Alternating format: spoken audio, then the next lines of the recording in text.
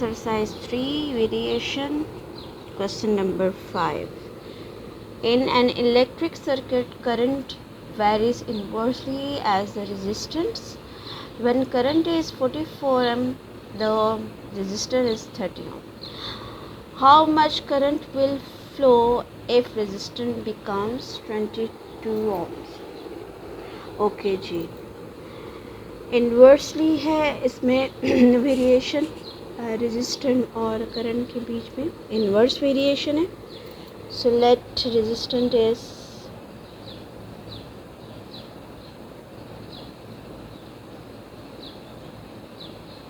R and current is I.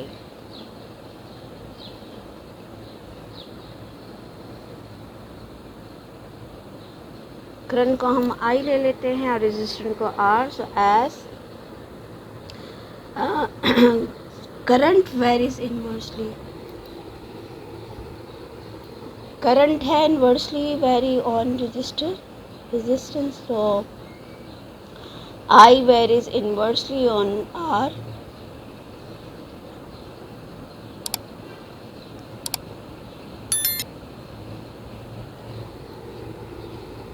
Equation बना ली हमने, ठीक है. अब यहाँ सबसे पहले हमें K की वैल्यूज चाहिए, where K is equal to IR, where I is current is 44, I जो है that is equal to 44 और रेजिस्टेंस जो है वो that is equal to 30. So K की वैल्यूज आ जाएगी, K is equal to IR, just putting the values. तो ये आ जाएगा जी 44 मल्टीप्लाई 30, दोनों को मल्टीप्लाई कर दें तो K की वैल्यूज आ जाएगी 1320. ठीक है. फाइंड क्या करना है, how much current will flow, current कितना जाना चाहिए if resistor is 22 ohms. Means के I फाइंड करना है जबकि रेजिस्टेंस जो है that is given 22. Okay, I find करना है. सो I का फार्मूला ये हमारे सामने दिस वन. सो इस फार्मूले में हम वैल्यूज डाल देंगे, where I is equal to K हमारे पास है 1320 and divided by 22. Okay, I divide कर दें तो 21 ज़ा एंड 6 ज़ा 132 और 0 तो 60. तो रिज़ल्ट क्या आ जाएगा, that hence current flow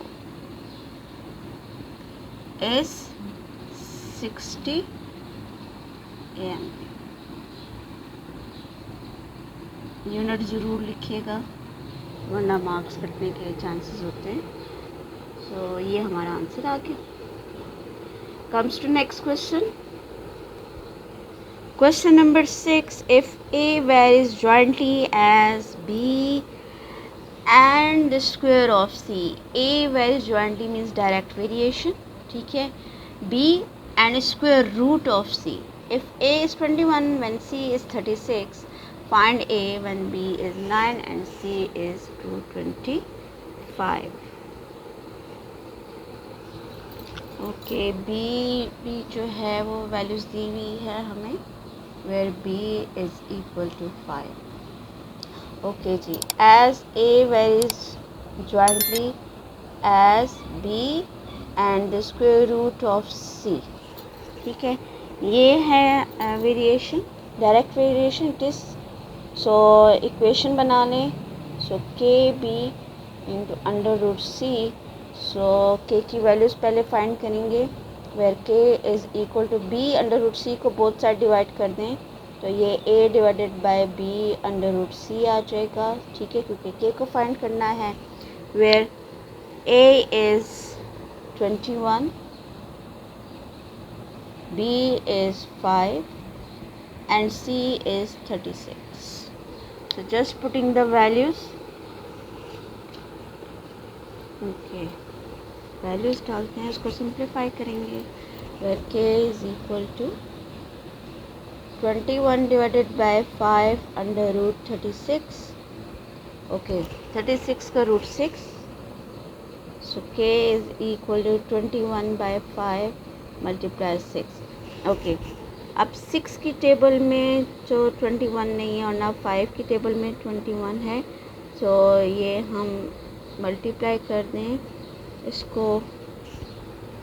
okay, 3 की टेबल में कटिंग होती है, 3 2s are 6 and 3 7s are, ठीक है। तो न्यूमरेटर में रह गया 7 एंड 5 2s are 10, तो 7/10 k की वैल्यू आ गई, ठीक। आगे चलते हैं, फाइंड करना है a, find a when b is 9 c is 225, ठीक है। सो a हमने फाइंड करना है जबकि b जो है that is 9 and c is 225। So a find करना है, a का फार्मूला हमारे सामने मौजूद है, दैट इज़ a की इक्वेशन दी हुई है, where a is equal to kb under the root c. So just putting the values. Okay, k की value 7/10, a is equal to 7/10 into b 9 into c 225. That is equal to 7/10 multiply 9 multiply 15, 225 का root 15 आ जाएगा। Okay, यहाँ 5 की table में cutting होती है, 5 3s are 15 and 5 2s are 10।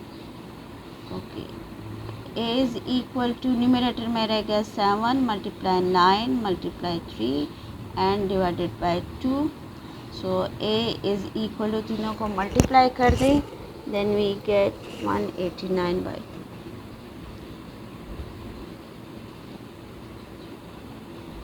सो 189/2 को divide करें फर्दर, डेसिमल में भी आंसर ला सकते हैं और 189/2 भी, इट इज़ करेक्ट आंसर। सो 189 चूँकि न्यूमरेटर ग्रेटर है तो इसलिए हम इसको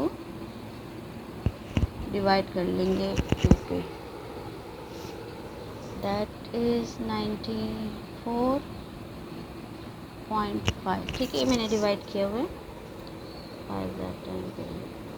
सो हेंस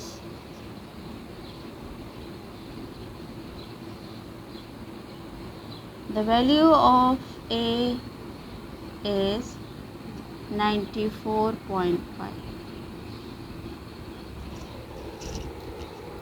ये हमारा आंसर आ गया। Comes to next question.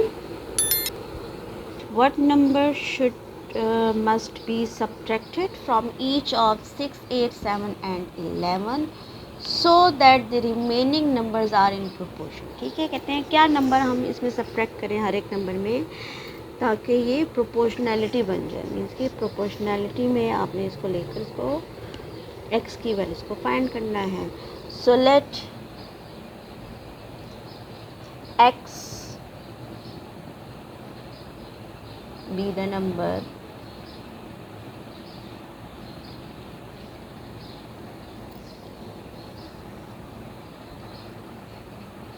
ठीक है, x को हम नंबर ले लेते हैं। सो हर एक में से इसको सब्ट्रैक्ट कर लें, सो मीन्स के 6 में से भी -x होगा, ठीक है, 8 से भी माइनस होगा x, और 7 से भी माइनस होगा x, और 11 से भी माइनस होगा, ठीक है। As they are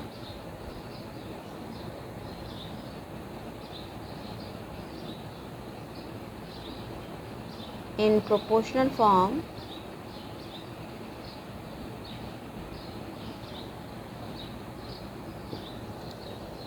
so let me take in proportionality. So a ratio 8 6 minus x ratio 8 minus x, proportion 7 minus x ratio 11 minus x.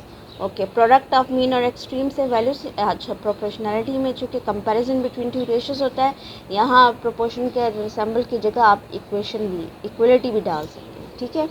So product of mean और प्रोडक्ट ऑफ एक्सट्रीम से हम इसको solve कर लेंगे। चलो, product of mean is equal to product of extreme values.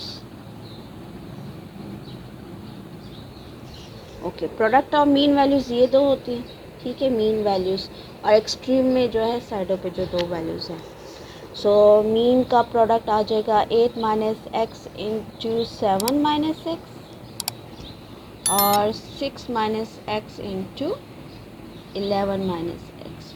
Okay जी, अब आपने दोनों को मल्टीप्लाई करना है, ओपन द ब्रैकेट, और ब्रैकेट्स को ओपन करके x की वैल्यूज़ को फाइंड आउट कर लेंगे, ठीक। So let start. 8 7 56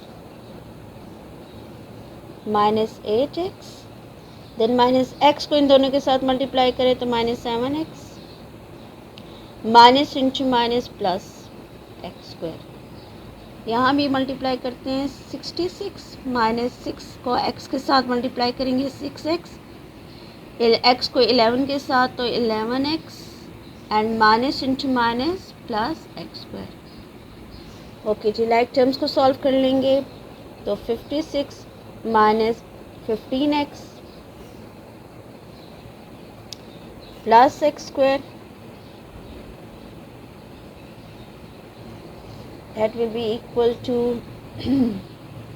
66 minus 11 और 6 17x plus x square. Okay, देखिए प्लस एक्स स्क्वायर लेफ्ट और राइट साइड दोनों पर है तो ये कटिंग हो जाएगी, दोनों कैंसिल हो जाएंगे, ठीक है। ओके, लाइक टर्म्स को सॉल्व कर लेते हैं।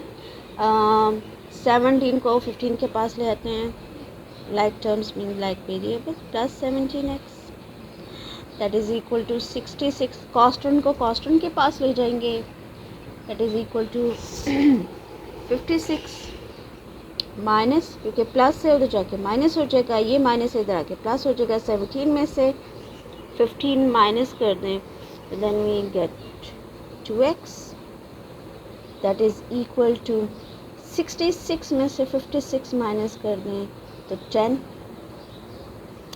Okay, divide 2 on both side तो 10/2 कटिंग कर दें, सो x की वैल्यूज हमारे पास आ जाएगी 5। सो रिजल्ट में आंसर लिख लेते हैं, हेंस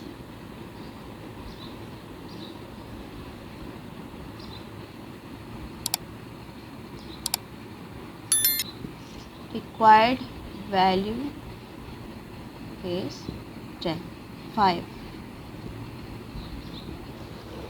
ठीक है। ये हमारे पास रिक्वायर्ड वैल्यूज आ गई। नेक्स्ट क्वेश्चन इंशाल्लाह नेक्स्ट वीडियोस में, सो कीप वॉचिंग, सब्सक्राइब करना ना भूलें और कमेंट ज़रूर किया करें। Thank you.